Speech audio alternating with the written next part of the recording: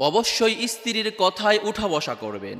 এই কথাটা বলার পরে অনেকে বলতে পারেন, হুজুর বললেনটা কি? হ্যাঁ, আমি ভালো কথা বলেছি। আপনার সংসারের মধ্যে যদি আপনি শান্তি চান, তাহলে স্ত্রীর কথায় উঠা বসা করবেন। স্ত্রী যেটা বলবে সেটাই মানবেন। স্ত্রী যা বলবে সেটাই মেনে নেবেন। দেখবেন আপনার সংসারের মধ্যে শান্তি আসবে, আপনার সংসারের মধ্যে প্রশান্তি আসবে। আল্লাহ তাআলা আপনার সংসারের মধ্যে বরকত নাজিল করবে।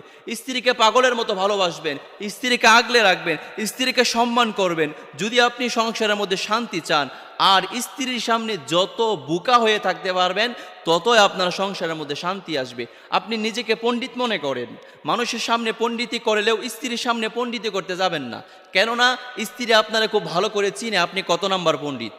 আপনি কত নাম্বার পণ্ডিত, স্ত্রী কিন্তু আপনারে চিনে। অতএব আপনি স্ত্রীর সামনে যত বোকাশোকা হয়ে থাকতে পারবেন, ততই আপনার সংসারের মধ্যে শান্তি অনুভব করবেন, সংসারের মধ্যে শান্তি পেয়ে যাবেন। এই যে বাংলাদেশের খুবই জনপ্রিয় একজন আলোচক, ইসলামিক স্কলার শেখ আহমদুল্লাহ, তার প্রায় বিবাহের আসরে আমি দেখেছি, তার মুখে বলতে শুনেছি যে স্ত্রীর সামনে যত বেশি বোকাশোকা হয়ে থাকবেন, ততই সংসারের মধ্যে শান্তি পাবেন।